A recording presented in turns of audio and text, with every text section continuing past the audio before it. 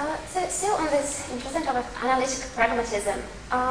what do you think is most important in a pragmatic project? And so what has pragmatism to gain from the connection with analytic philosophy?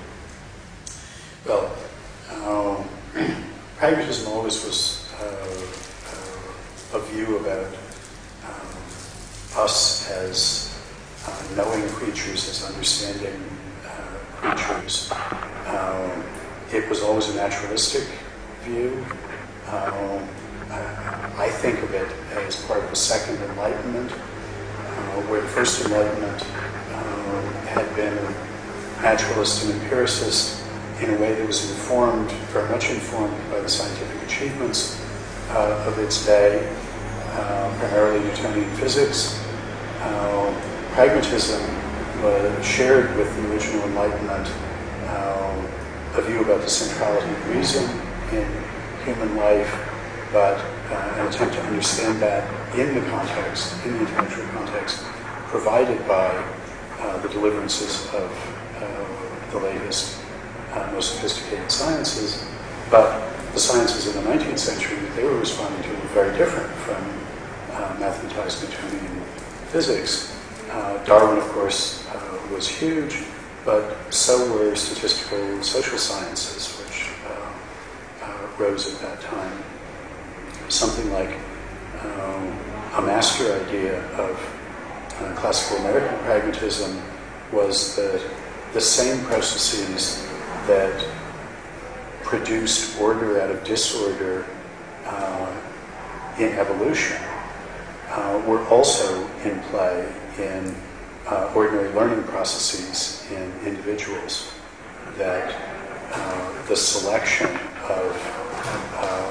stable forms and habits by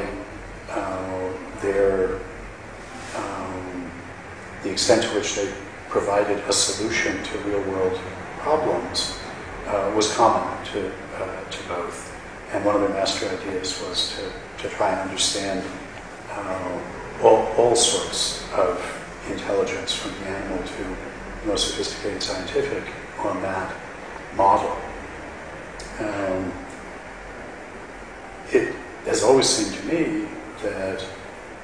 the advances in thinking about language and about logic that are characteristic of analytic philosophy provided special resources for the pursuit of that pragmatist project, but that for largely contingent sociological reasons, the people who cared about the one project were not the people who were masters of the other tools. In a contemporary context, I think the most important pragmatist idea is to understand what we mean, or the contents of our thoughts, in terms of what we do. The classical pragmatists read that in an instrumentalist way. I think they squeezed what juice there was out of that idea, and that's not the most promising way to understand the kind of normativity, practical normativity, that articulates our intentionality and discursiveness, that we have better ways of thinking about that now. And that in the more particular context of philosophy of language, that a kind of semantic pragmatism that says, let's look at the social practices that are discursive linguistic practices, or the particular